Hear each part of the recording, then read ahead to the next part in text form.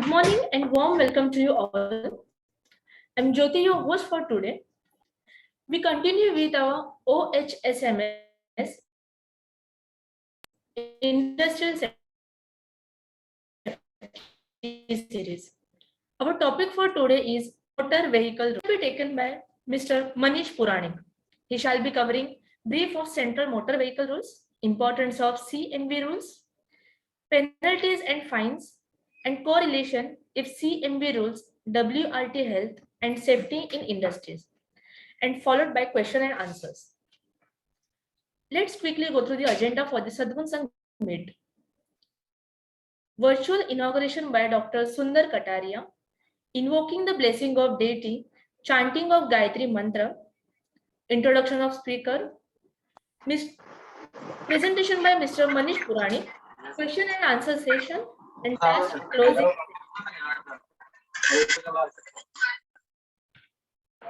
A brief introduction of Dr. Sundar Kataria. Sadhguru Sangh conceived and led by Dr. Sundar Kataria, driven with a mission to elevate the quality, safety, and environmental awareness levels of industry. Sadhguru Sangh is a series of educative, informative events aiming to illuminate professionals on possible solutions to current issues of industry and economy. He is the chairman and managing director of International Certification Services Private Limited. His academic qualifications are Mechanical Engineer in AMIE, Honorary Doctorate Business Management. His experiences are Nuclear RAPP. He started his career in building India's first nuclear power plant at Rawat Bhata, Kota, Rajasthan. Oil and gas EIL. He contributed in developing India's first oil and gas field at Bombay High since its inception. DNV. He was head of industry and offshore development with DNV for 2 decades. ICS. He is a founder of First Indian Conformity Assessment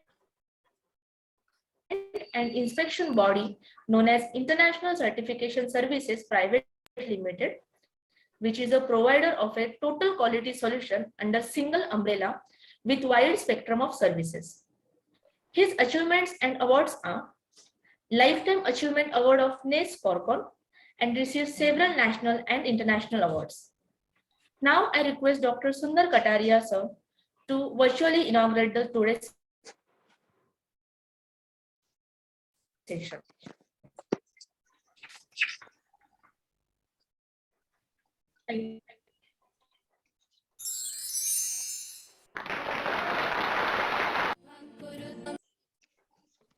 कल्याणं आरोग्यं धनसम्पदः शत्रुबुद्धिविनाशाय दीपज्योतिर्नमोऽस्तुते दीपज्योतिर्नमोऽस्तुते शुभं कुरु त्वं कल्याणं आरोग्यं धनसम्पदः शुभं कुरु त्वं कल्याणं आरोग्यं. Please join us for the recitation of the Gayatri Mantra.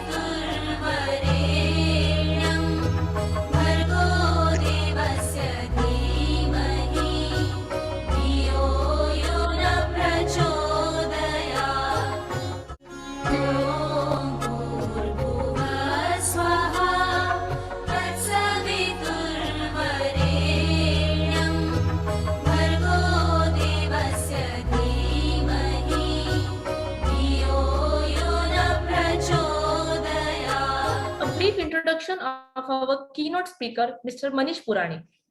He is a regional manager of International Certification Services Private Limited.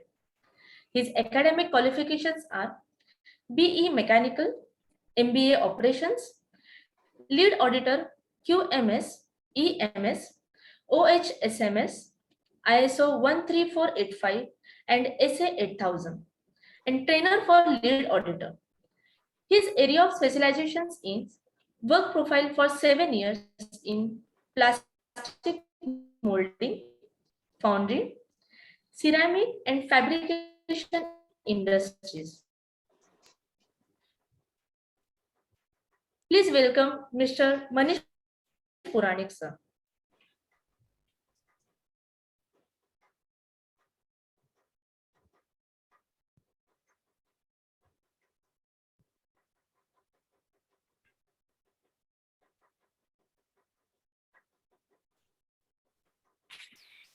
Hello, sir.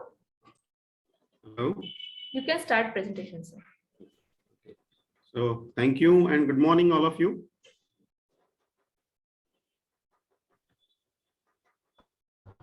Yes, good morning, Hey. Manish. Yeah, good morning. Good morning, sir. Today's session, which we are taking, is basically on the central vehicle motor rules.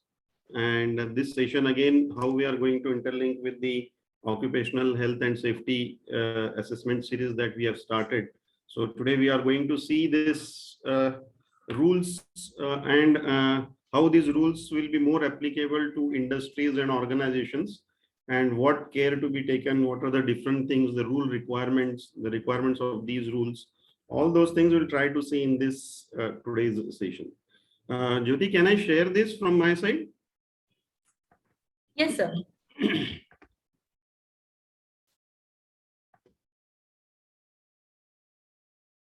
Is it visible? Yes, sir. It's visible. Yes, sir.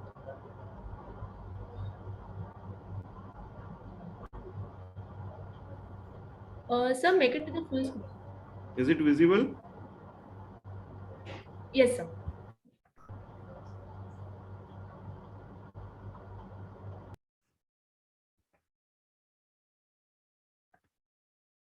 So I formally welcome all of you for this session.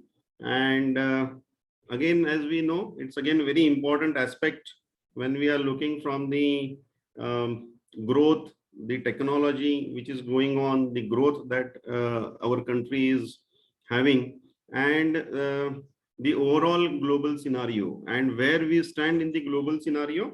That also, from that aspect also, this central motor vehicle rules, they play a very important role. And that's the reason why these rules have been formulated. Now, why do we need a motor vehicle act? The basic reason behind any rule or any act is very clear. We need to understand what are the requirements, how to give a consistent output, and how the improvements can be carried out based upon the existing issues, risks, and various hazards that the scenarios are creating.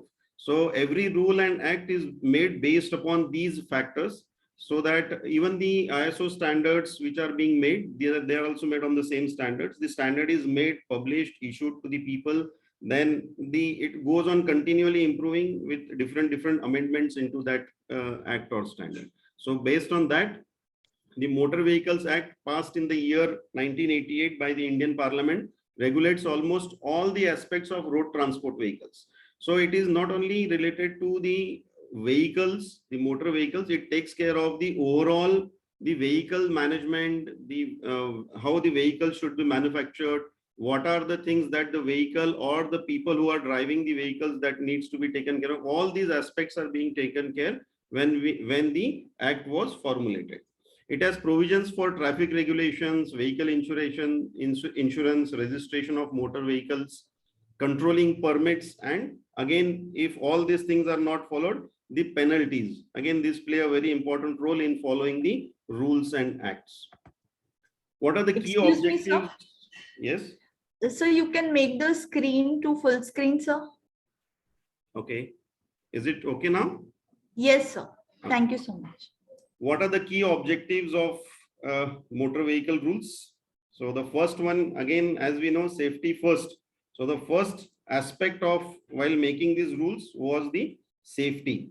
So the safety again plays a very important role everywhere and in everyone's life.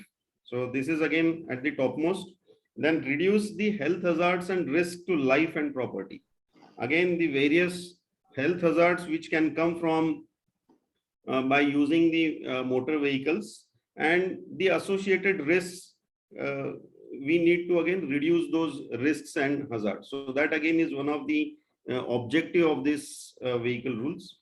Better consistency of operations across the country. So again, in order to have consistency across the nation, so these rules and act, they play a very, very important role. And that's the reason why if you see the implementation of these rules, the acts are made and then the rules are being in that direction, the rules are being implemented or formulated. It is just like a vision, a mission, and then the policy. So it's similarly the act and rules play the role accordingly. Then again, one of the important factor is to create a fear of punishment for violation of the rules. So again, many a times we see that even though the rules are there, many of the people, they don't follow the rules. Now, everywhere we know there is a shortage, acute shortage of the manpower to monitor the people. So nowadays there are different techniques which are being utilized. Like we have the CCTVs, we have the different subcontractors who have been appointed to monitor these things. So even the challans and all, they are coming nowadays, they are coming directly online. Now, why I say fear? Because many a times, unless and until there is no fear, people don't follow the rules and regulations. So that's again, I feel is very important, where people don't follow the things properly. So that's the reason why, to create a fear of punishment. Okay, not a fear why these rules. It's a fear of punishment, so that at least people will follow. No, I will be punished, I will be penalized, and so I should not violate the rule. That's the whole reason behind. Create discipline in all activities related to the vehicles. And then the last one is, the last and the most important is to improve the environment. And again, there are many such objectives, but the most important one was to improve the environment. If we see in last 5 years, there has been a drastic improvement in the vehicles. So that's again the feedback, follow-up analysis, the plan, do, check, act methodologies, and all those things, which again we have moved from BS4 to BS6.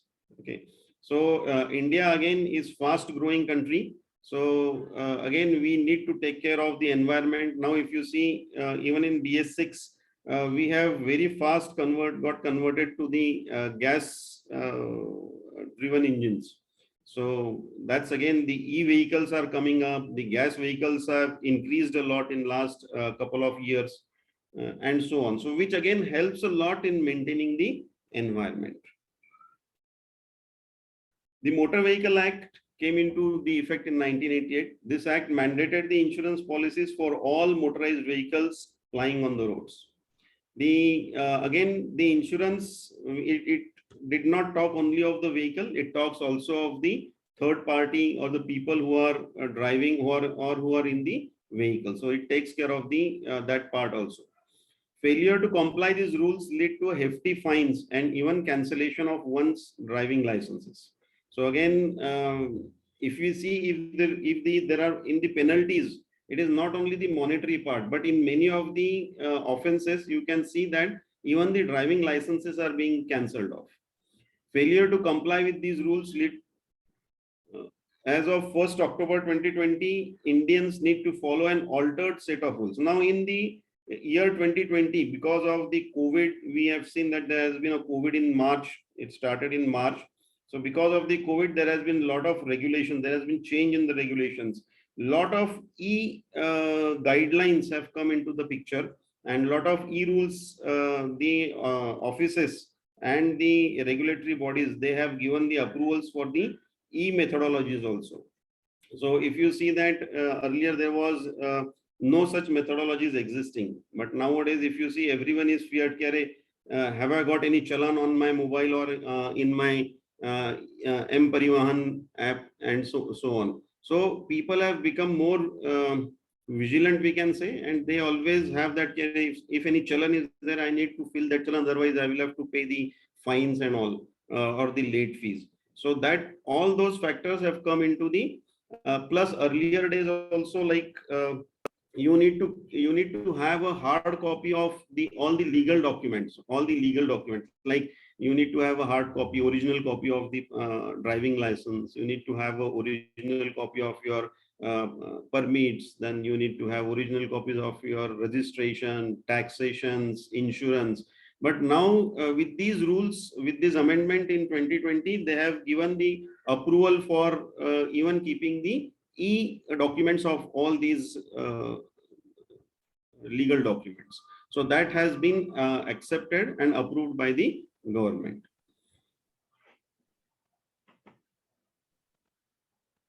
Now, if you see the rules, there are basic 7 chapters which we will be taking through. Now, we will not be going through all these chapters in details. Now, again, when we are talking from the occupational health and safety point of view, it is basically we need to understand the role of the motor vehicle rules with respect to the occupational health and safety, with respect to the industries and organizations. So we will not be going in details.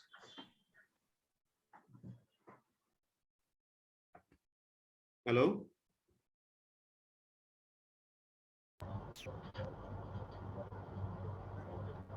Yes, sir, you can continue. Okay, now I've got a message like someone is asking to start the video.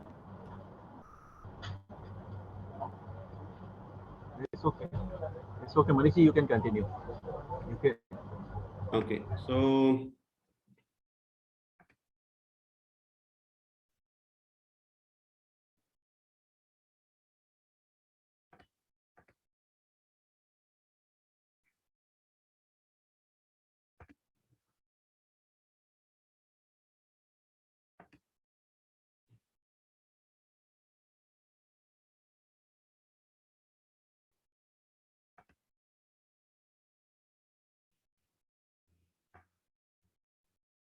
okay, so basically while going through these rules, we'll be quickly going through the clause wise and the chapter wise, and at the end of this rules, we'll try to see how we can correlate these rules to our industries, how we can correlate to the various health and safety issues which can occur when we are working in the organizations or the companies. Obviously, individual wise, we won't be able to work upon, but at least we'll try to see from the OHSMS point of view how these rules can be taken care of. So total there are 7 chapters, 7 main clauses in this central motor vehicle rules. The first one is a general. It talks of the preliminary information. It gives us the various definitions which are used in this rules and acts, and what are the different types of vehicles. Now, if you look at this, we will see that there are a lot of vehicles. We have road ambulances, we have SPVs, we have school bus, motor caravan, puller, tractors, tillers, modular hydraulic trailers, power tillers, battery operated vehicles. All these, now the rules are getting applied to all such type of vehicles. And for each type of vehicles, they have specific different rules in some or the other aspect. They change in some or the other aspect. So this is basically the first chapter is a very preliminary one. It gives like the overall definitions, which are the different motor vehicles which are covered under this rules. So all these things are given in the first chapter.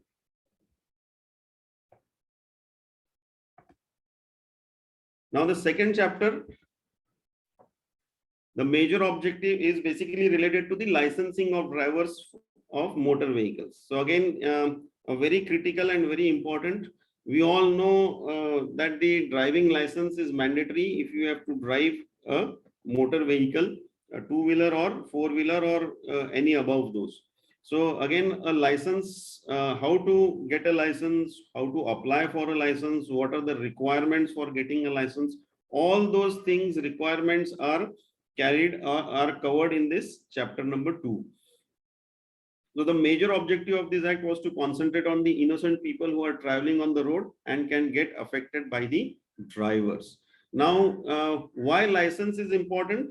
Again, when we say a person or a driver is having a license, it means he must have undergone through basic requirements of driving, the rules and regulations, and he must have been witnessed by someone. He must have given some sort of examination, and based upon those results, he must have been issued the license by the respective authorities. So that is why it is called as a license. And when we apply for the license, the very first step is basically you have to apply for a learner's license. Now, why we should have a license? Because once you have a license, it is a binding for you to follow the motor vehicle rules applicable related to the driving process. So in case of the drivers, there are a lot of requirements which they need to follow. And again, these requirements, they differ from vehicle to vehicle. They differ from two-wheeler to all the tillers and tankers, hazardable goods carriers, all those things, the requirements, they differ from vehicle to vehicle.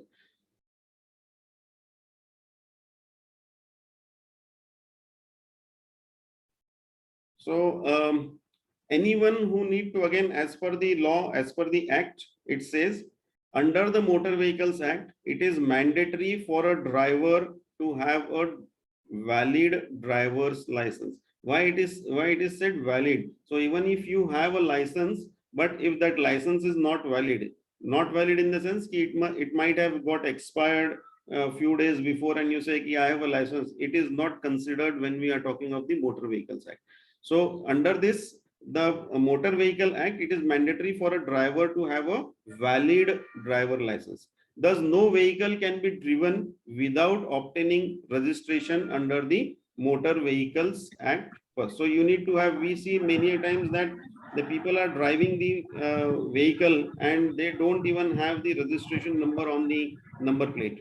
So the first thing the driver should understand is when he is driving a vehicle, he should ensure that it is properly registered as per the registration process, and then only that vehicle can come onto the road, and then only the driver should drive that vehicle. So this is again a very important factor. Many a times we see that the people, they take the vehicle and they are in a lot of anxiety. They said, we'll take this vehicle, nothing will happen and all those things, but then that is not allowed as per the law. So we all are familiar with this letter. We must have seen at many places, we must have undergone through this. This is the learner's license. So whenever this is the symbol that the driver is having the learner's license, or the driver is learning. Okay. So what again the requirements are? It is not just a L. So this L, the requirements are given. The painting on the vehicle or on the name or on the plate or card shall not be less than 18 centimeters square. Okay, it says it shall not be less than 18 centimeters square, and the letter L shall not be less than 10 centimeters high, 2 centimeters thick, and 9 centimeters wide at the bottom. So the specification, specifications are very clear. Many people, they write it in a different way, but that is legally not allowed. Even the number plate written in different fashions is legally not allowed. So specifications are very clearly given in this chapter, how the method, how the lettering should be. So the first one starts with the learner's license, or learners, that is L. So this again needs to be taken care of. Whenever any one of you is applying this letter, please ensure that it is properly applied at proper place, and it should be visible to the person who is at the back of you. So if you put a very small letter, it won't be visible, and if something goes wrong, even your insurance claim can be rejected in case if something goes wrong and the people claim, the one with whom you have met with an accident, he may say that the L which is being displayed was not visible. So with this small thing also, the insurance claim can be rejected as per the act. So again, very important importance needs to be given to these lettering practices, which is again very difficult in our country, because we see many type of different patterns in lettering, but actually it is not allowed. Now, what are the different steps in getting the learner's license? So this again is the key factor for to prevent the accidents, as many a time shortcuts are being taken in getting the same. So we see that many a times we involve agent in getting the licenses. There is absolutely no harm in employing an agent, but you should not do the shortcuts while getting the learner's license, because this is the first step of motor vehicles for driving a motor vehicle. So the first step, or at any stage, the shortcuts should not be allowed, should not be, the approach should not be for the shortcuts. Because if you are not aware of the legal requirements, if you are not aware of the different signs, symbols, acts, rules, what is to be done when you are driving on highway, what is to be done when you're driving within the city, where to stand, where you cannot overtake a vehicle, where you can overtake a vehicle, where is a steep curve, all those things you are taught when you are applying for the learner's license. So this is again the वो बोलते हैं ना हम लोग, ये हमारी नींव होती है. This is the plinth, this is the base, this is the foundation of the motor vehicles rule for any driver to undertake the driving activity. So again, license with incorrect and half knowledge will always be a risk in future. So again, this is a very we can say it's a punchline, that licenses obtained with incorrect and half knowledge will always be a risk in future to the society, to the country, and to his near and dear ones. This clause of rules gives us various requirements for getting the licenses of different types of vehicles.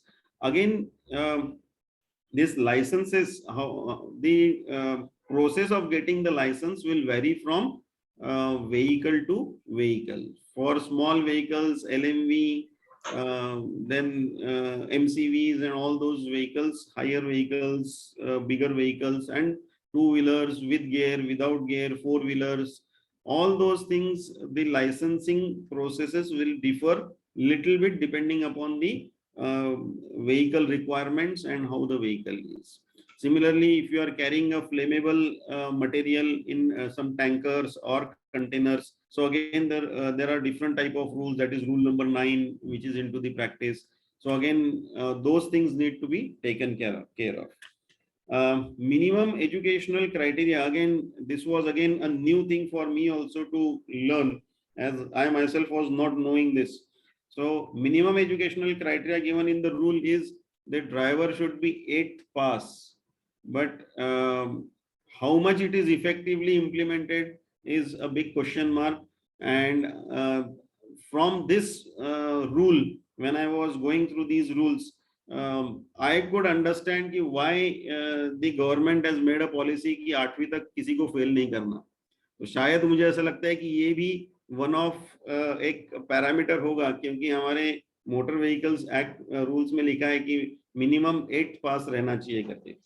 So that is how I correlated. Might be or might not be also, but that is what I feel. But how many times we see, whenever we receive some material from outside, whenever we get different types of hazardous material or different types of materials we get in the companies and factories.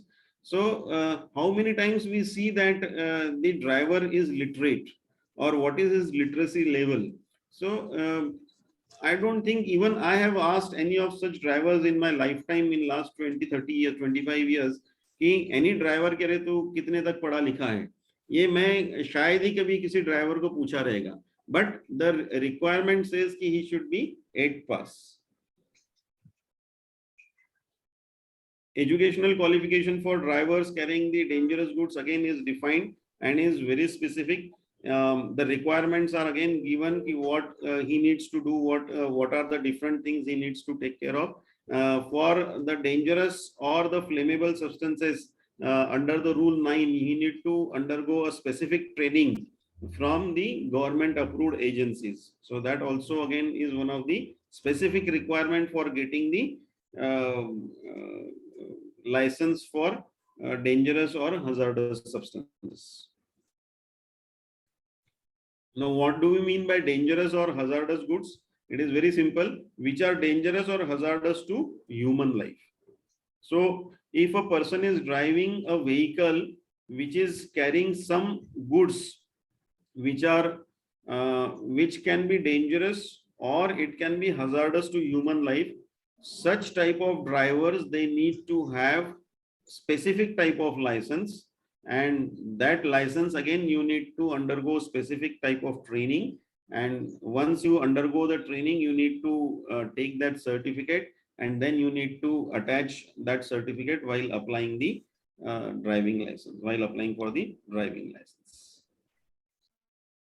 Now, what that rule, that is under rule 9 of Motor Vehicles Act. Again, the minimum education is 8 pass.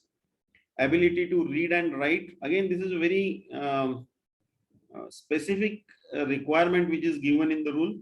Ability to read. The driver should have the ability to read and write at least one Indian language out of those specified in Schedule 8 of the Constitution. And it is written, and English. So again, very important. Many a times people have the people say that we don't know English and all those things. The drivers they do not know English at all. They say हमको तो अंग्रेजी समझता ही नहीं है क्या है. कई बार लोग बोलते हैं हमको कहाँ पढ़ना लिखना आता है.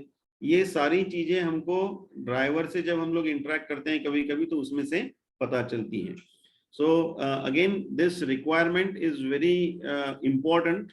And I think it is more on the agencies who are issuing the licenses for such type of vehicles. So I think it is their prime responsibility to understand this. Of course, we have not gone through that process, but these things must be there since it's there in the rule. So these things must be there in the while issuing the driving licenses for such type of hazardous goods.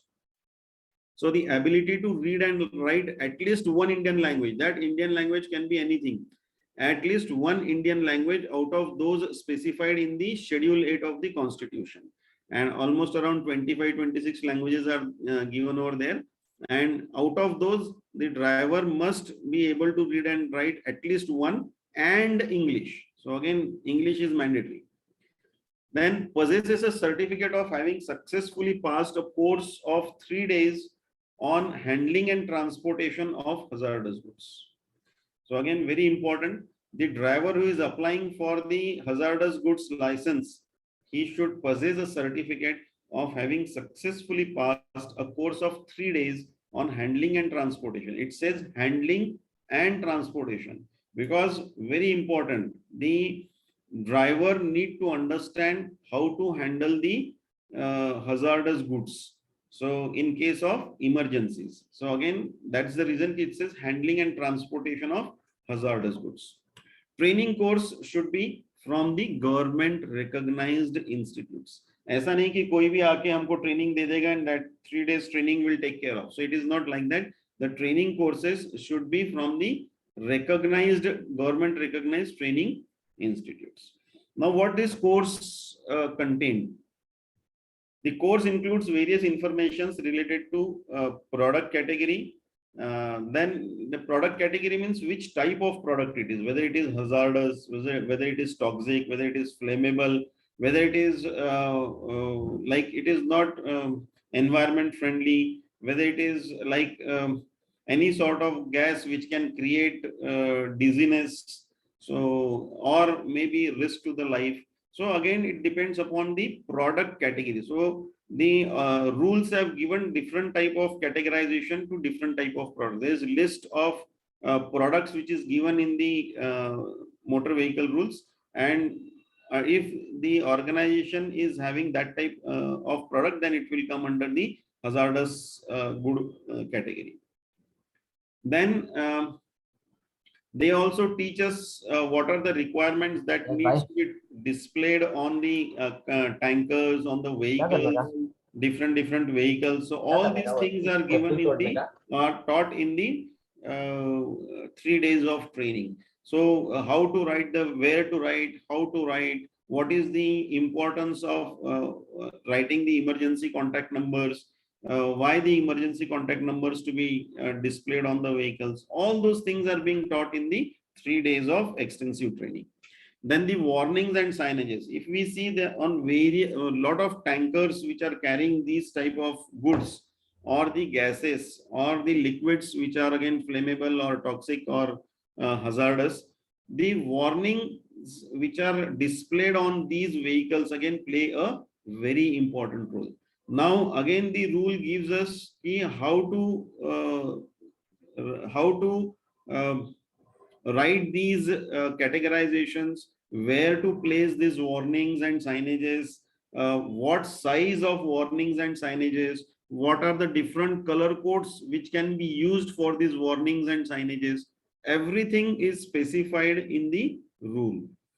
Then the emergency response procedure. Now again, in these 3 days of training, it is again a requirement that the driver who is applying for the hazardous goods license, the first thing is he should be aware of the emergency response procedures. Now, which emergency response procedures? It basically tells in case of emergency what he needs to take care of. Now, if he is having the emergency response procedures will differ from product to product. Okay.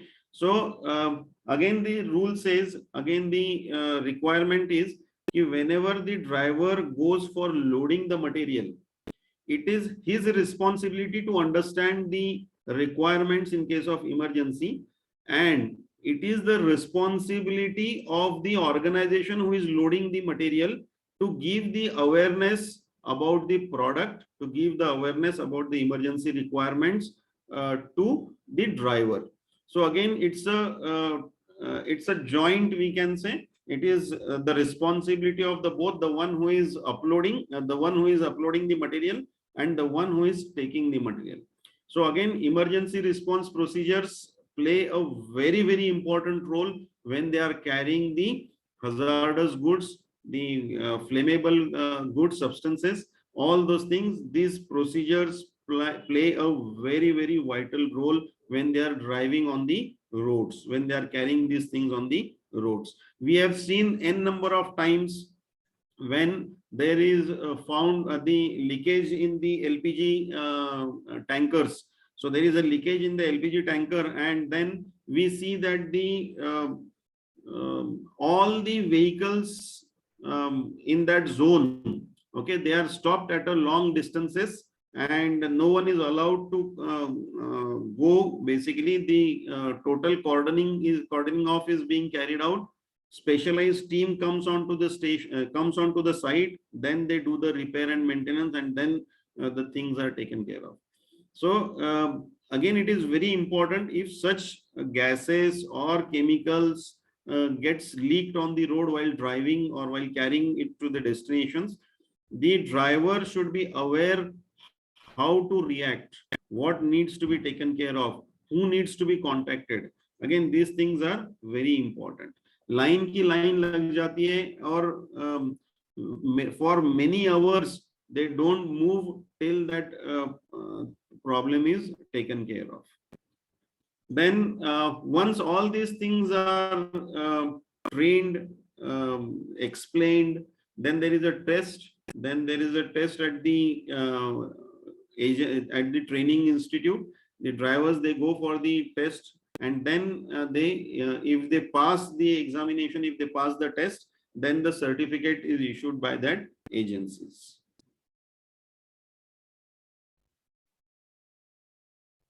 Similarly, for different vehicles, different rules are applicable. Like for defense, rule number 20 is applicable. Then there are various conditions under which the licenses are also cancelled. So just like the license is issued, there are various conditions given in the rules, under which the licenses can be suspended, or they can be kept on hold for some time, or even in the critical situations, they are even cancelled. One of these conditions which can cause, which is again a cause of accident. Nowadays, we see that many of the accidents are caused because of the driver is talking on the mobile phone. So we see that in one hand the mobile is there, in one hand the steering is there, or in two-wheeler his one hand is he is holding the phone, one hand is on the handle, and then if something goes wrong, then there will be a accident. So in the recent past, in last 2 to 3 years, the surveys have shown that the majority of the accidents, one of the major we cannot say majority, but one of the major contributors for accident is the driver was speaking on the phone. So that again, the rule says if someone is found speaking on the phone, then the licenses can even be cancelled. So that again is very critical. This is one of the critical thing. So that's about the overall licensing process. The other requirements, as far as the requirements for getting the license, we will not go into those things, because that's again related to the RTO and all those departments. Like you need to have Aadhaar card, you need to have your birth certificate, and all those things. So all the legal, you need to fill up the forms and all those procedures and protocols are given in the rules, and then you need to fill up the forms. Nowadays, you need to, for applying for the learner's license, you need to first do it online, and then you get the license, and then you have to apply for the permanent license. Okay, so that's all about the licensing requirement. Now again, the registration, the third chapter, the clause, it talks of the registration of motor vehicles. Now again, this is a primary responsibility of the dealers or the car sellers. This in last, I think after 2015, it has been made mandatory for all the car manufacturers that the cars can come out on the road with proper tagging, with proper identifications. And again, one of the important thing which was implemented was the RFID card. Now, what is the RFID card? It is basically the, what is RFID card? It is basically the radio frequency identification. So radio frequency identification. So that's again which is being put by the manufacturers, the OEM manufacturers. Now this radio frequency identification system is basically implemented on all the vehicles. If you see, there is a card, RFID card aisa likha hua hota hai on either on the windscreen or on your window screens, windows basically. So you will always find it. This is basically to identify each and every vehicle by a unique identification. This thing came into the picture late in the World War II, when there were a lot of vehicles were there, a lot of different trucks were there, different cars were there. So it was very difficult out of all these things, where are the vehicles and all those things. So to identify those vehicles, to identify the different trucks during the World War, this system came into the picture. So even there were a lot of aircrafts were there. So which aircraft is where? So again, you can identify it from a remote location. It generates the frequency, and that frequency is caught by the device, and from that device you can find out where the location is. So that's again, from that point of view, this RFID card plays a very important role. Even if your vehicles are lost, so that also will help you in getting your vehicle back. It's a wireless non-contact waves it transfers the data, and that data can be captured by the device. So that's again which is being made mandatory, the RFID card. Again, when we are talking from the registration point of view, it is a rule. It is given by the act that no vehicle will come on the road without the number plate, and there are some exclusions which are given, and those not exclusions, exemptions are given to few of the agencies, like who are into like the driving testing, like ARAI we have, then we have in Ahmednagar we have a test vehicle testing facility. So these agencies, these organization can only run the vehicles without the number plate, without the number, but they have got a temporary number which is allocated to them by the authorities, by the department. So they can use that nameplate over there, and with that nameplate they can use it for test drive, testing purpose, and all those things on the roads and at different places. So that exemption is given to only for these people, and also to the defense sectors. Then again the law says how the number plate should be, what should be the size of letters and size of the number plate. All these things are specified in our rule. So wherever we see, the first thing that one should see, okay, whether the person is following the motor vehicle rules or not, the first point of contact or the first point from where one can judge is the number plate. If you see the fancy number plates, if you see like 4141, one will say ki Dada and all those things, a lot of fancy number plates you can see. So from that point only you can understand the attitude and approach towards the fulfillment of the motor vehicle rules. So these things should not be accepted. And again, the law enforcing agencies should strictly act against these type of people who are not following the rules.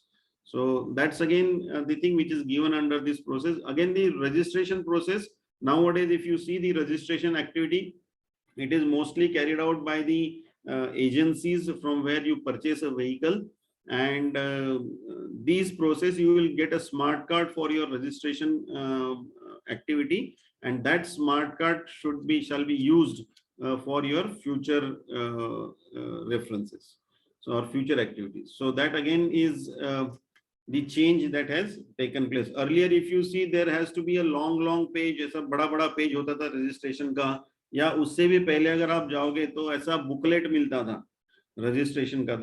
There used to be a booklet, and it used to say कि registration certificate of registration करके ऐसा आता था. So अभी all those things वो सब बंद हो गया है, and now you will get only one small smart card like your credit card or debit card, and then which you can keep it with you in a very small place. Earlier that booklet and all used to be like place consuming factor, and it was very difficult. So these things has been taken care of, and again the recent past. Again, one of the most important activity or the requirement is the fitness certificate. So again, for all the commercial vehicles, this fitness certificate is again very important.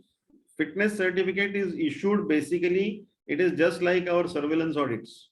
So जैसा हम लोग surveillance audit करके holograms we issue in order to say that the certificate can be continued for next 1 year. Similarly, the fitness certificate is for a vehicle, and this fitness certificate is basically depending upon the type of vehicle, it can be vary from 1 year to 3 years, 5 years, and so on.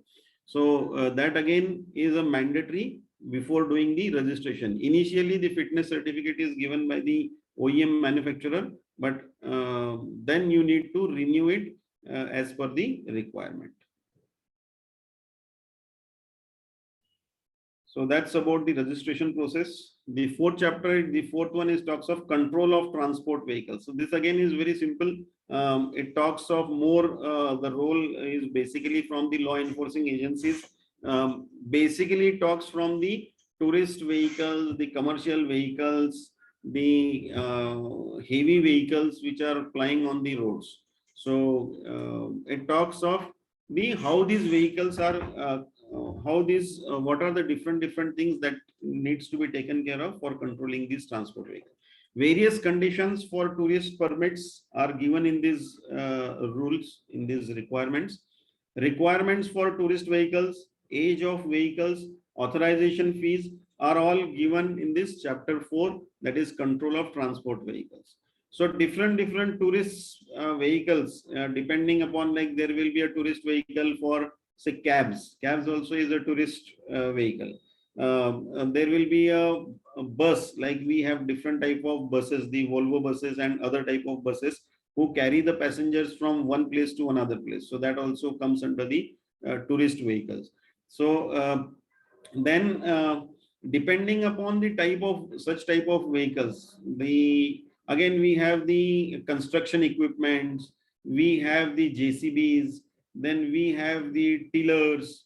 So depending upon the type of the equipments, the permits, they go on changing, and then permits also needs to be renewed at the periodic frequencies. The frequencies which are given, those permits again you need to take care of.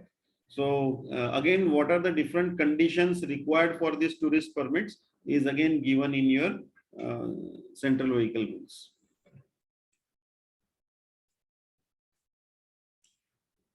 So again, we see there is a national permit, then we say there is a state permit, national permit, all those permits requirement and what needs to be taken care of. These are given in the motor vehicle rules. So we are not going into details of those things, because again, those things may not be applicable from directly from our organization's OHS-MS point of view. So we'll not go through into those details, because again, it is very difficult to cover all those requirements.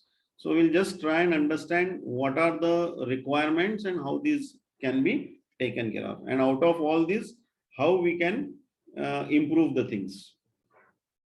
So then the next clause is construction, maintenance, construction equipments, maintenance of motor vehicles. So again, this is a very vast clause, we can say, and a lot of things are covered in this clause. Now, there are the different things that are covered under this clause. They talk on the conditions and dimensions of a motor vehicles. Now, again, what do we understand by the conditions and dimensions of a motor vehicle? It means for each type of vehicles, the law, the rules, the act has given, you cannot be more than this. You have to be within this boundary only. So, and what are the requirements for that such type of vehicle? Like what are the requirements for two-wheelers without gear?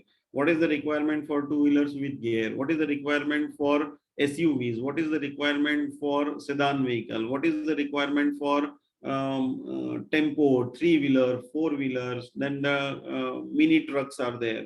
All those things are explained in details for each type of vehicle. What should be the conditions and what should be the dimensions of the motor vehicles? That is given in the chapter number 5. Tire requirements and conditions. Again, what type of tires? Because again, the tires play a very important role. Now, if we look at the accident statistics, you will see that almost 20 to 30% of the accidents overall, they are caused because of the bursting of the tire, or they are caused because of the poor condition of the tire.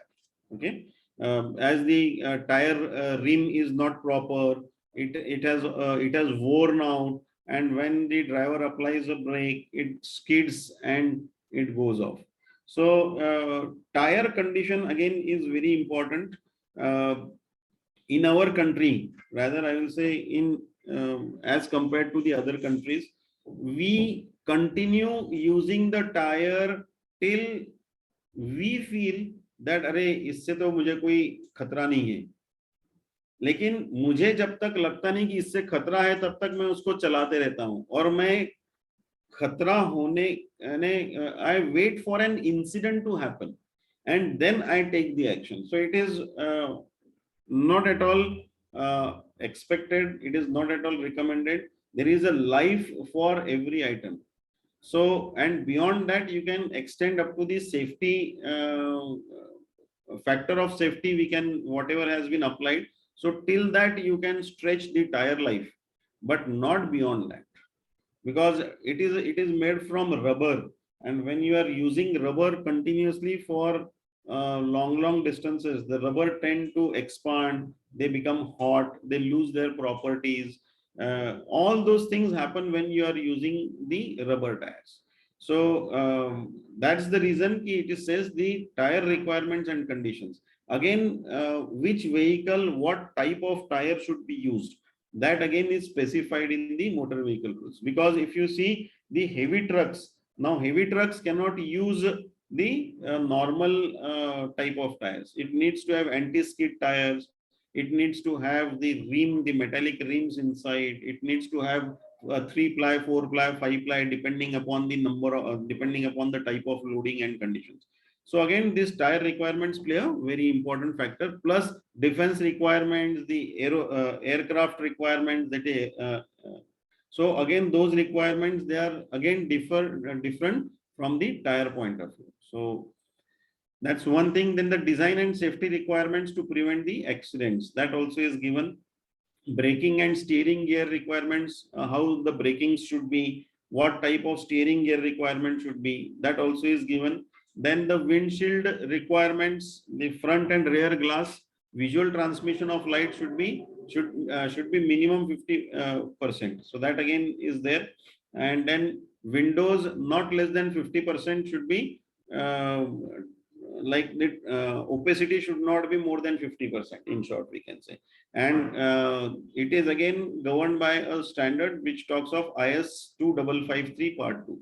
So that again is given in the chapter number 5.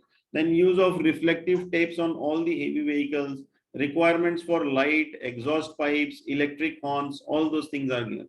Now again, a thing which we always come across, the horns that we are using in the motor vehicles. These type of horn, again there is a specification given for this type. In case of, with respect to the sound, the dB level should be between 93 to 112 dB.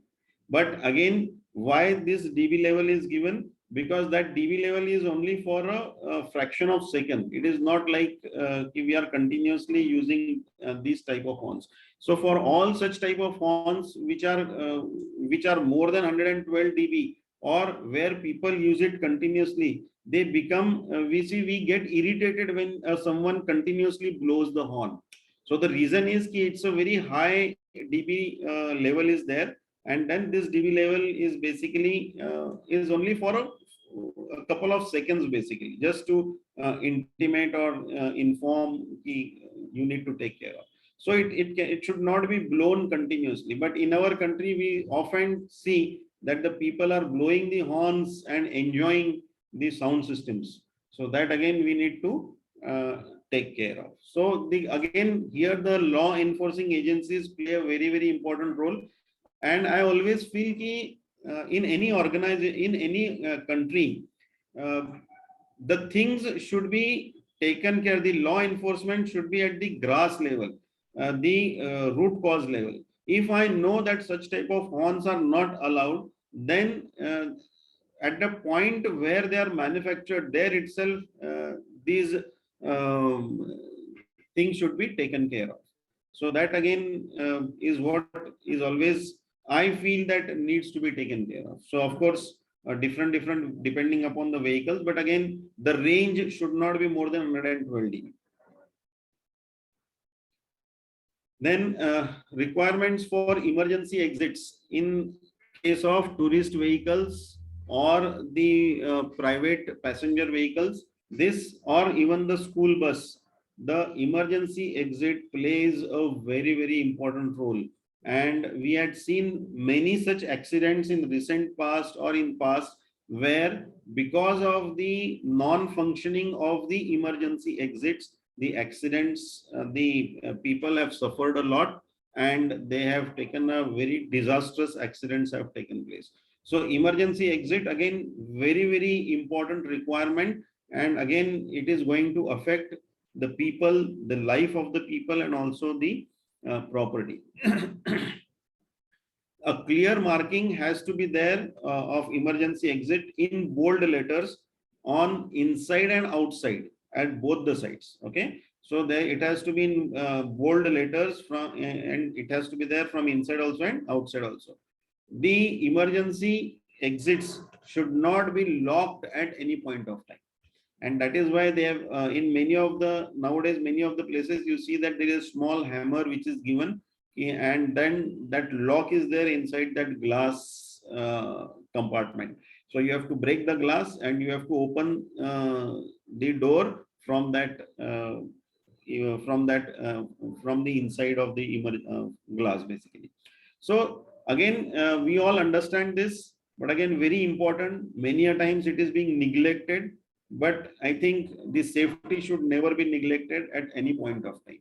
So that's again very important. Approach area should be clear. So many a times the areas which are there in front of the emergency exits, they are kept with a lot of material, and then it becomes very difficult in case of any fire or so. It becomes very difficult to pass and come out of the emergency exit doors. Should be able to open it from outside. Again, it is very important if it should be openable from both the sides. Rule 129 gives requirement for carrying dangerous goods. Now there are, what are the different type of categories we can say which come under this dangerous goods? They are explosives, then gas, flammable, non-flammable and toxic, flammable chemicals, reactive substances, oxidizing substances, toxic chemicals, then radioactive substances and corrosive substances. These are the 8 categories which come under the dangerous goods. And for all these dangerous goods, the requirement for the vehicle and driver will come from the driver will come from the rule number 9 of the Motor Vehicles Act. So if you are carrying any of such type of vehicle, any of such type of material in the vehicle, then this hazardous good or dangerous good category is applicable to you. Then control of traffic, it talks of different signages, safety symbols and all those things which are given in the chapter number 6. Rule number 138 talks for signals and additional safety requirements. Motor vehicles in which seat belts are provided, again very important. We always say that the seat belt is compulsory only for the driver, but the rule says motor vehicles in which the seat belts are provided, both the driver and the side person should wear the seat belts. This is what is the rule says. Okay, so that again we must ensure that we take care of these things. Then the triangles. Now what are these triangles? The triangles are the safety triangles basically of around 150 mm with red reflecting surfaces provided by motor vehicle manufacturer, and it should be used in case of breakdowns on the roads. So many a times we see that the safety triangles are not used. तो हम लोग क्या देखते हैं? हम लोग देखते हैं कि ग्रीन या हरे झाड़ की टहनियां या पेड़ के कुछ चीजें ऐसे निकाल के हम लोग रास्ते के ऊपर देखते हैं कि वो लगा के रखे हैं. And you will not believe, I myself had seen such type of accidents on the road in night hours. During the night hours, if the vehicle is standing on the side of the road for some repair, it is bound to meet with an accident. Because if the reflective surfaces are not there, the person who is coming from behind, he won't be able to see the vehicle under repair and may lead into a disastrous accident on the road. So you need to be very cautious the enforcing people, the patrolling people, they should be very much alert on this, so that they can prevent some sort of accident on the roads basically. First aid box is given with every motor vehicle. RFID cards are fitted on each vehicle. Then clause number 7, it talks of insurance. Again, insurance may not be very much from the OHS point of view, again, may not be so critical. This clause takes care of insurance of motor vehicles as well as the driver and the third party, if any. Every motor vehicle owner should do the insurance and is mandatory in case of renewals of the vehicle, renewals of vehicle fitness. Follow all the rules and regulations as per the rules and prevailing to the state and at national levels. Government tries to implement these rules as much as they can, but at the same time, it is the responsibility of the owners, it is the responsibility of the individuals to implement these rules, so that the burden on the government and the burden on our pocket comes down drastically. Okay. Yesterday or maybe a couple of days before, there has been a small change. As far as one of the rules, there is a change. They said even if you are wearing a helmet now, still you will have to pay 2,000 rupees. Now, when I read that article, it said that you have worn a helmet, but your strap is not put on the helmet. So it is just hanging around and it is not closed. So there will be a fine of 1,000 rupees. If you are wearing a helmet and if that helmet is not ISI marked, so again, there will be a penalty of 1,000 rupees. So that's how the subject was. If you wear a helmet, still you will have to pay 2,000 if not taken care. So just a sharing, basically, it was just a sharing of that activity. Then various reasons to contribute to accident. Okay. Now, what are the various reasons? We all know. Okay. So use of mobile while driving, overspeeding and rash driving, drunk and drive, overloading of vehicles, violation of safety and road.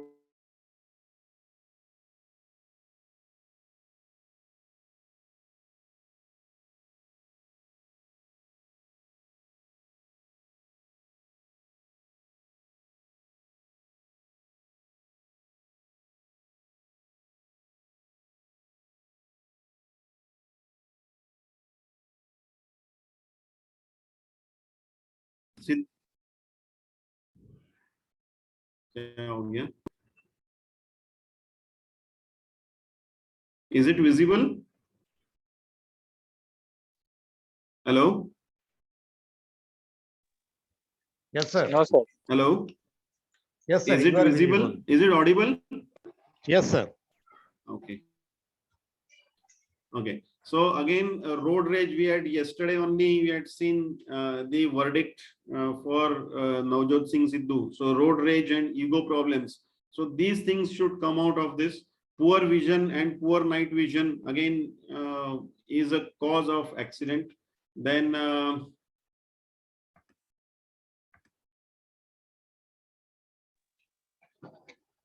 Excuse me, sir. driving in neutral. Hello? Yeah, your PPT is not Yes. not visible, sir. Not visible.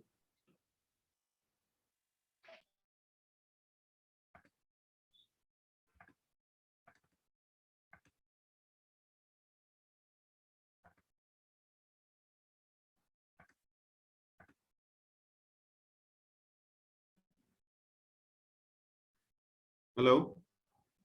Yes, sir. Yes, Your sir. PPT is not visible, sir.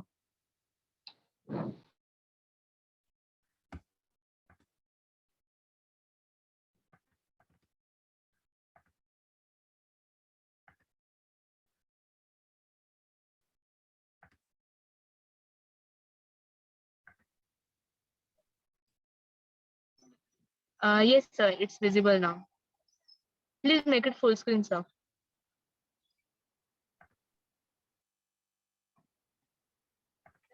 Yes, sir.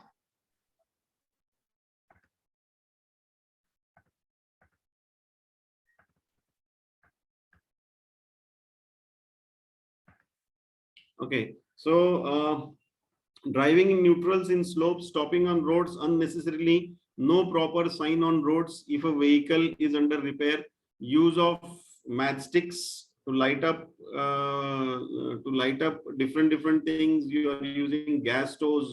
You are using again other things, the bidis and cigarettes. The drivers have the habit, so use of matchsticks again sometimes are very risky. Passengers are carried more than the capacities, again a very common factor, and emergency exits are not working. Driving in night without proper headlight or only one light working, this again is a very you can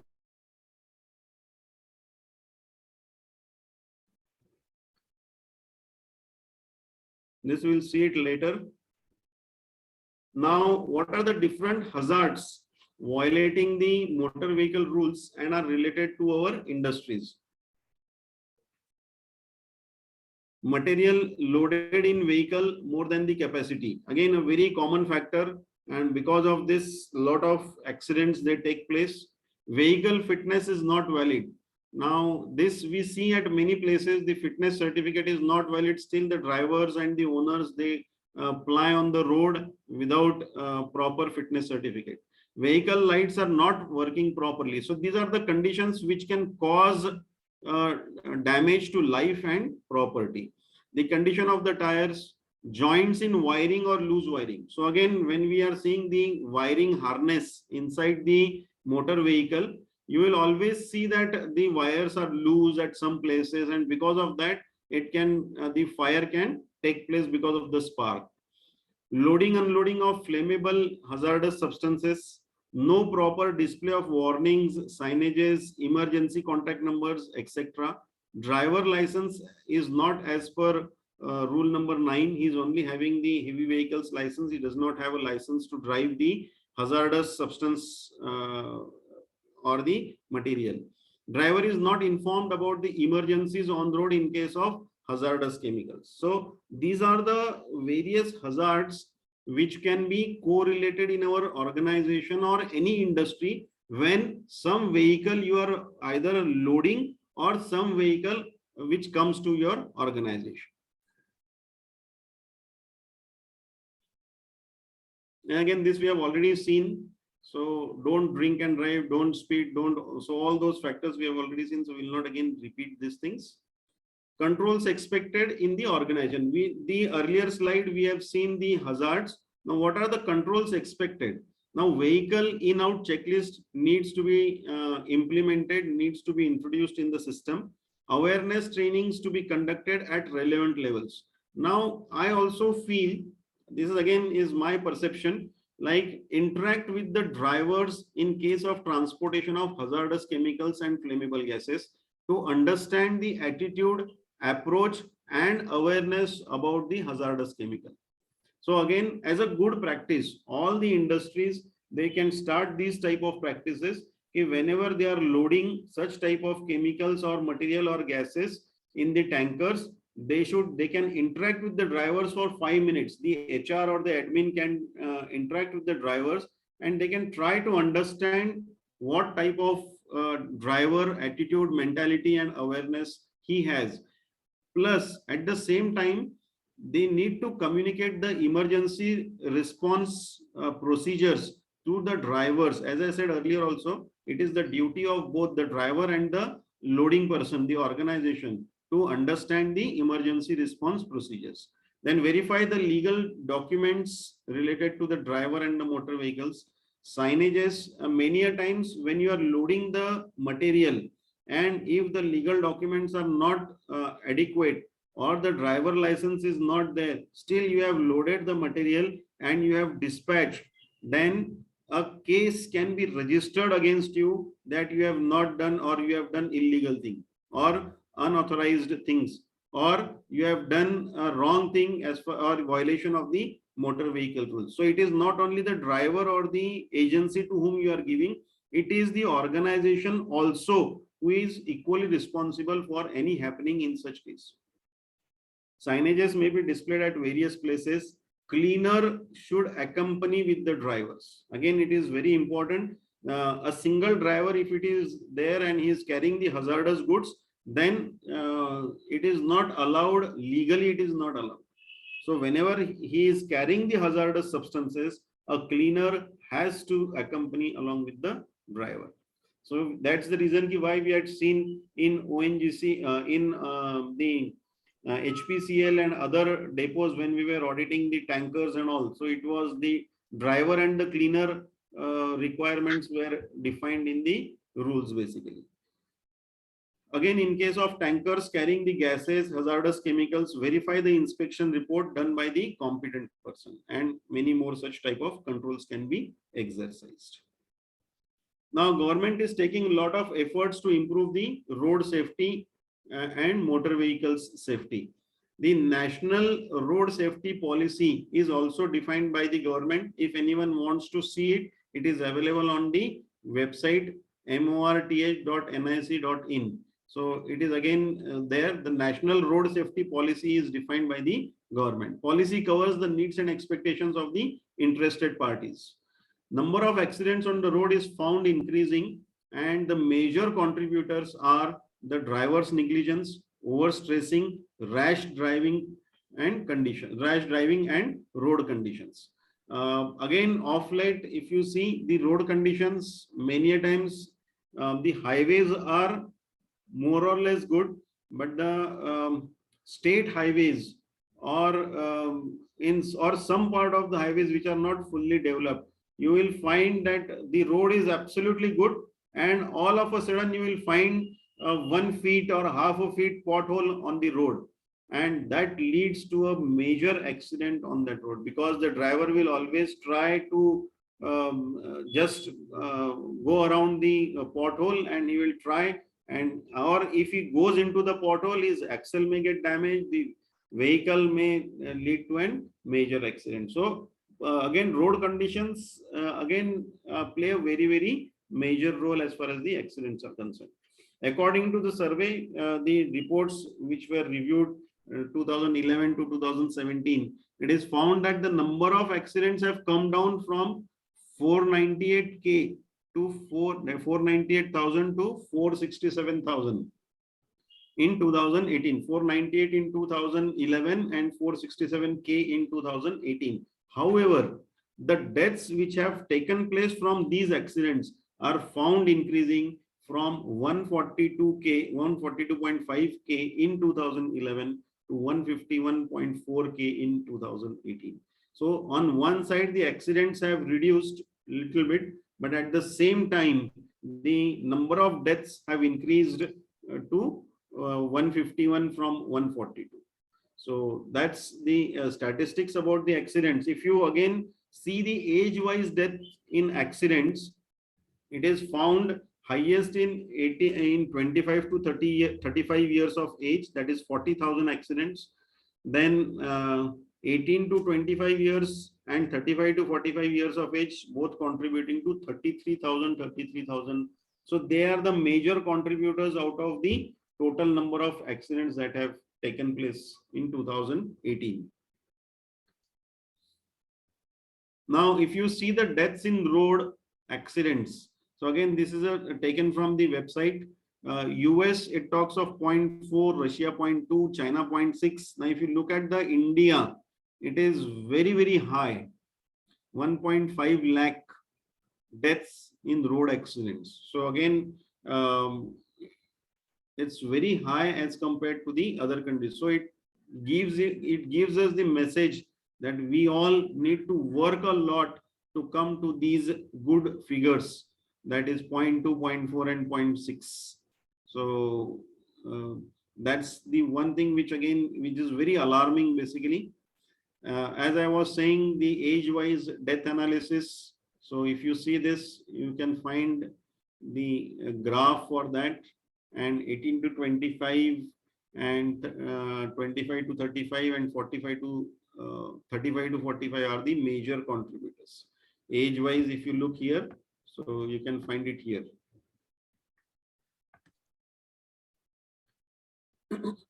Before we close, a quick look.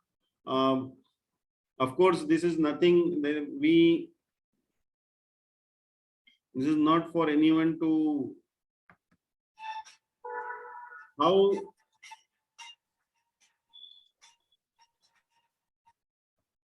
So I'll not go ahead, but it's again worse than this. So that's again, if you see,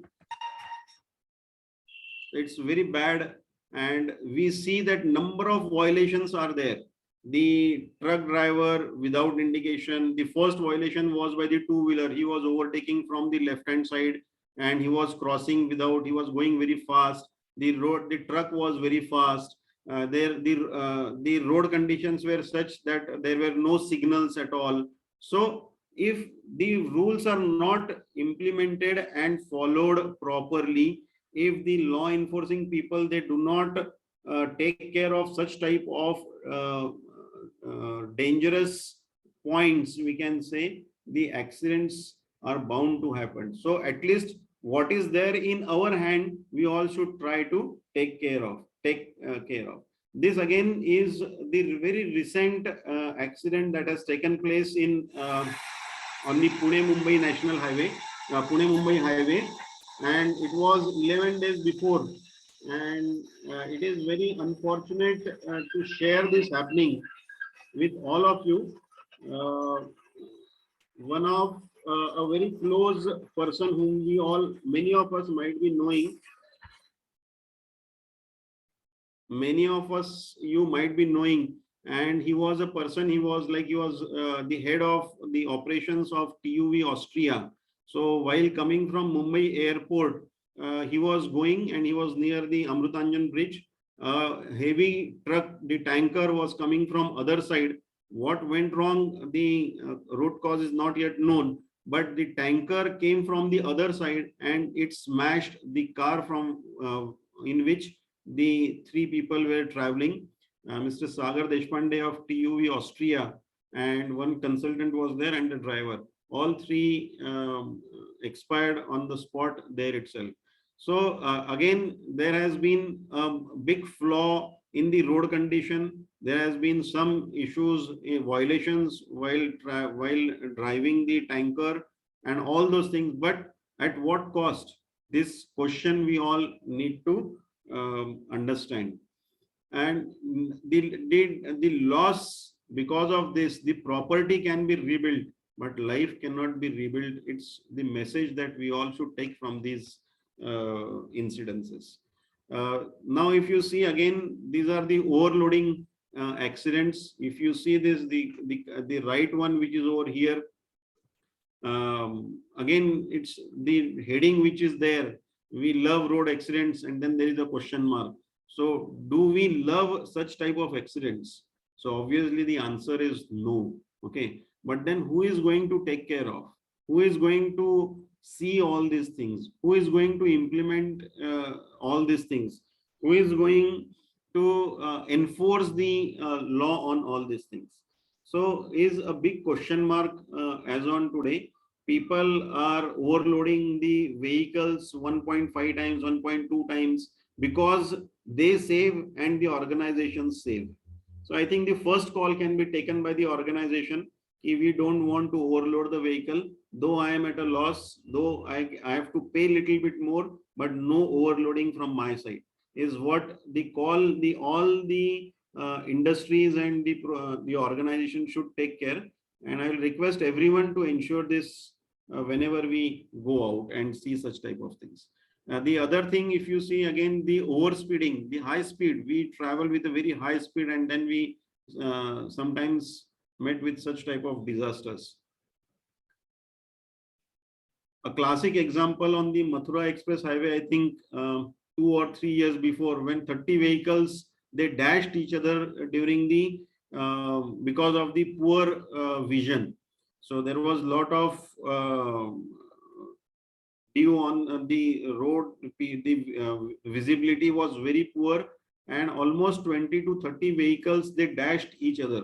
Now the question is, are the authorities, they were not aware of such type can happen on the express highway, and why the actions were not taken in advance? So these questions are always unanswered because I don't know. So this is what again is the summary of accidents. Though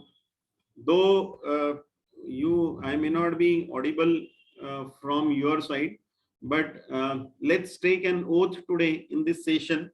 Though I cannot hear you, but I am very sure that you will be able to read these things, and by your reading and listening to me, your consensus can be registered. E-registration can be done that you have taken the oath today.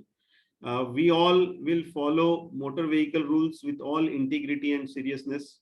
We also promise to spread the light of awareness of these rules in the best possible way, starting with myself. By doing this, we will be trying to save life and property of our near and dear ones, and thus contribute to the nation in coming to #1 position in minimum number of accidents and deaths. Is what I think we all should promise to ourselves. For carrying out this, for achieving this oath, there is a small thing that you need to take care of. The only way to understand, analyze, act, and improve is do SWOT analysis of ourselves in following the motor vehicle rules. So what does it mean? हमें खुद का SWOT analysis करना चाहिए. What is SWOT analysis? For those who don't know, it is strength, weakness, opportunity and threats. So हमें खुद का analysis करना चाहिए कि मैं motor vehicle rules कितने follow करता हूँ, कितने मैं follow नहीं करता हूँ, कितने मुझे follow करने की opportunities है और कितने से मुझे threat है. ये बहुत जरूरी है. और एक अच्छा इंसान होने के लिए जो अपनी खुद की कमजोरियां समझता है, उसके ऊपर खुद होकर एक्शंस लेता है, वो आदमी हमेशा आगे बढ़ते जाता है. सो एक स्वॉट एनालिसिस ये एक अच्छे दिशा में बढ़ने के लिए एक स्टेप है, ऐसा मुझे लगता है. And that is what it says. याद रखें, सुरक्षा जीवन का अर्थ है, सुरक्षा के बिना सब व्यर्थ है. So that's again a very small saying, but it gives the very big meaning at the end of this session. So thank you. And जीवनाचे महत्व तोच जाणतो जो काम करताना सुरक्षा पाळतो. मीन्स जीवन का महत्व वही पहचानता है जो काम करते समय सेफ्टी फॉलो करता है. Okay, so that's the message from me as far as the motor vehicle rules and occupational health and safety is concerned. So once again, thank you from my side. If any questions are there, you're most welcome. You're free to ask. And over to you, Jyoti, for the next session. Thank you. Thank you, sir. Thank you, sir, for the presentation and explaining the topic in simplifying way. I request you all that please put your questions in the chat box, or you can unmute yourself and ask directly. Any questions? Yeah, thank you, Manish sir, for giving very nice briefing on this Act CMV rule and Act 1988. This is Surender Singh. Manish sir, are you getting me? Yes, I can listen to you, Surendra. Okay. So I have 2-3 questions.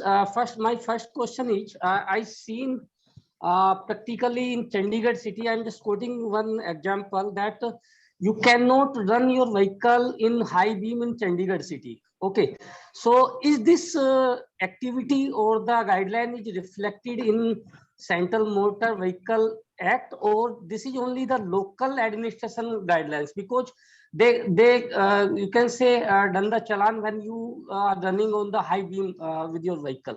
Please.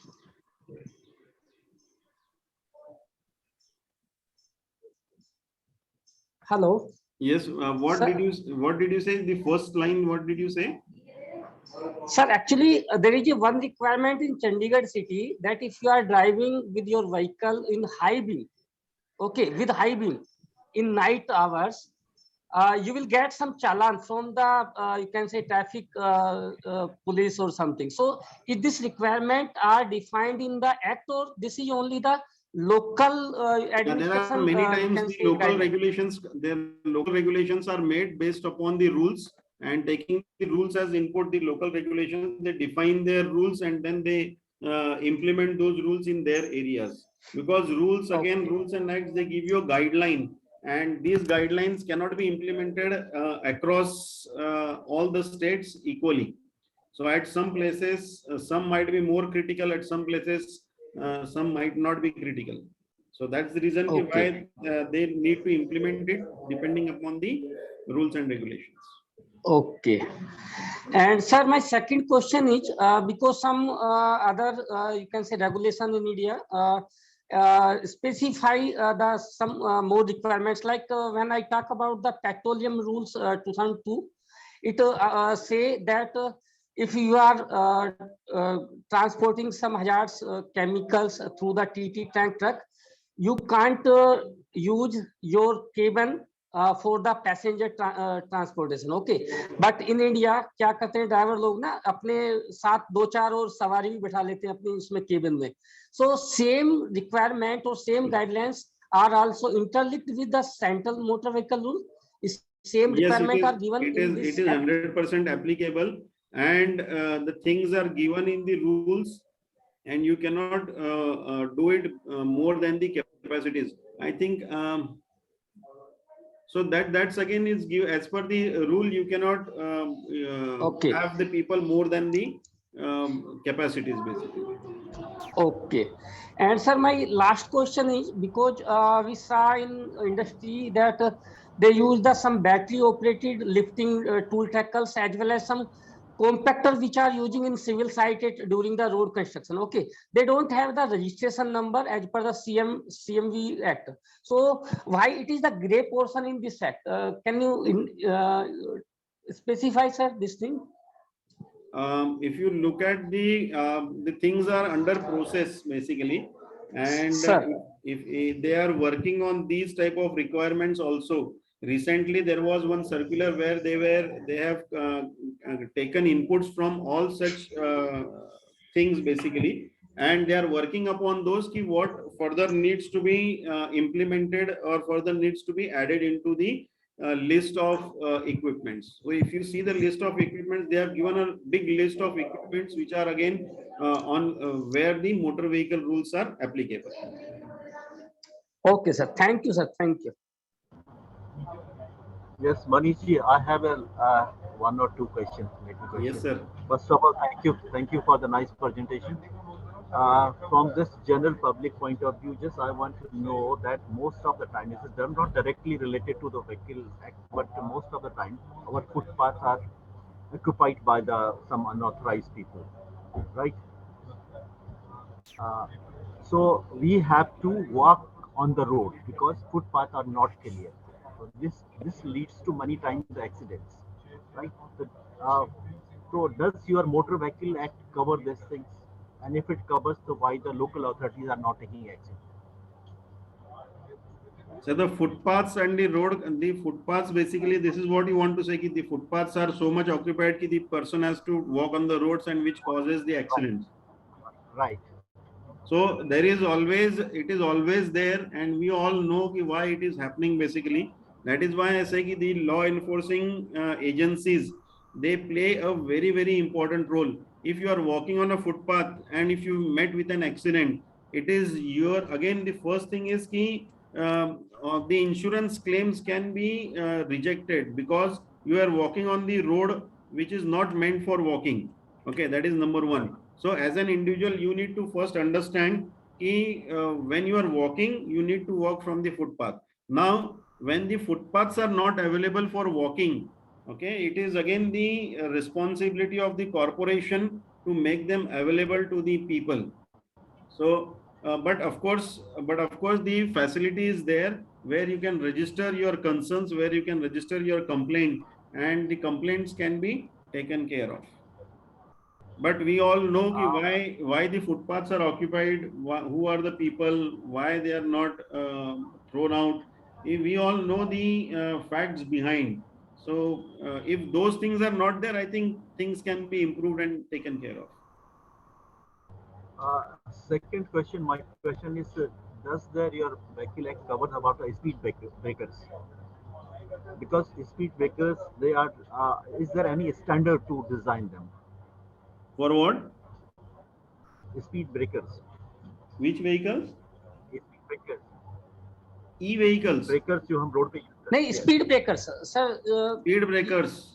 या There are- design philosophy of the speed Speed breaker breakers again the different governments, different states, they implement these things. There is a design which is given for speed breakers, and you need to follow that design.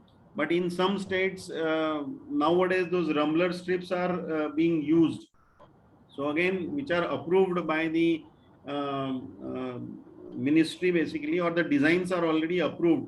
But again we all know that मेरे यहाँ पे speed breaker डालना है तो मैं क्या करता हूँ, एक कॉन्ट्रैक्टर को बोलता हूँ जो मेरा है, वहाँ चल वहाँ पे एक स्पीड ब्रेकर डाल दें. So there is no commitment level from the governing bodies itself, and also there is no retaliation from the society.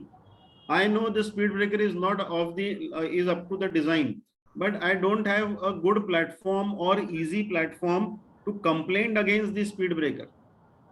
So I think that stage we still have not come to that level wherein one-to-one interaction, the very easy access for people to complain at the corporation levels and all. So I think that easiness is still not there across the country. That is what I have seen basically.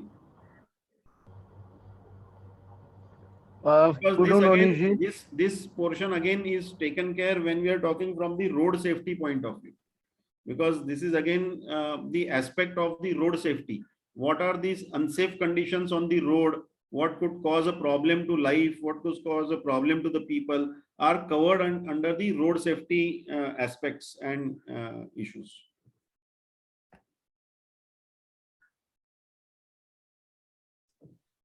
Sir, we have one more question asked by the Sunil Khanna, sir. Can you give list of regulatory bodies for providing fitness certificate? If possible, please explain one fitness certificate. Okay. As far as the vehicle fitness are concerned, motor vehicle fitnesses are concerned, these fitness certificates are issued by the regulatory bodies only. We don't have any other private, at least to my knowledge, I don't have anyone who is issuing the fitness certificate. As far as the pressure vehicles, like the Pressure Vehicles Act is concerned, for the tankers and pressurized vessels are concerned, there are competent people who are issuing the certificate for the pressure vessels basically. So those certificates are taken as a base for issuing the fitness certificate.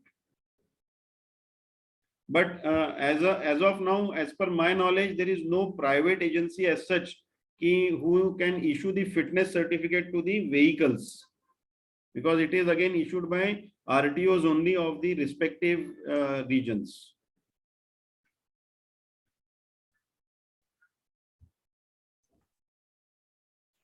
Okay, sir. There is one more question, sir. If worst road conditions contributing big in accidents, is there any act to appeal against such bad road conditions? Asked by the Sanjay Mahajan, sir.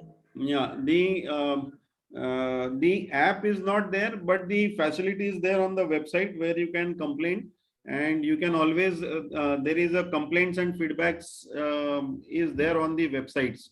So if you go on to the government websites, you can always complain, and the complaints can be they will work on the complaints, and the feedbacks also are received in many of the cases.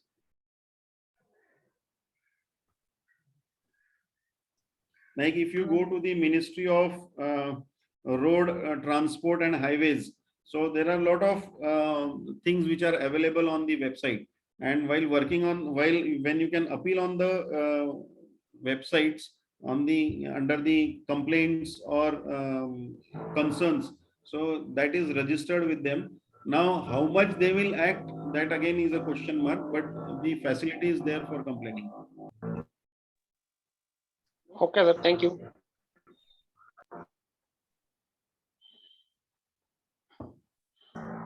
Thank you, sir.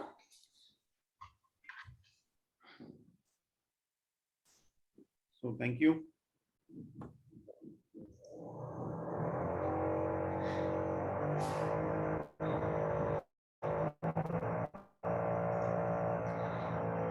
Our next session is on first aid. It shall be taken by speaker Dr. Rohini Sappal. She shall be covering wound, CPR, fracture, burns, sprain, and external bleeding, and followed by question and answer session.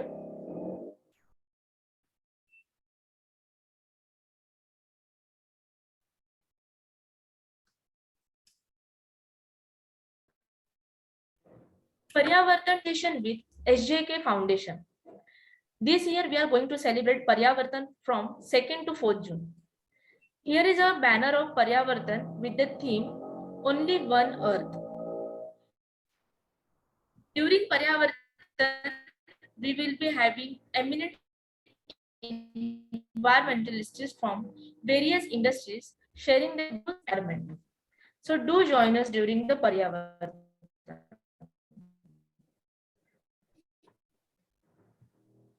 ICS Management System, QMS, EMS, and OHSS. Excellence in Education Management. ISO made easy in Gujarati, Marathi, Telugu, and Hindi. For reading any of the above books, please contact us.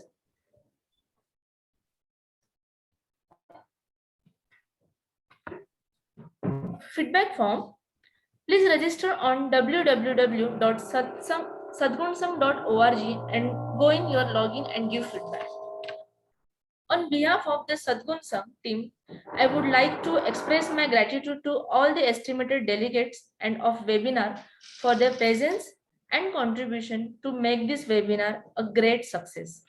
Thank you so much.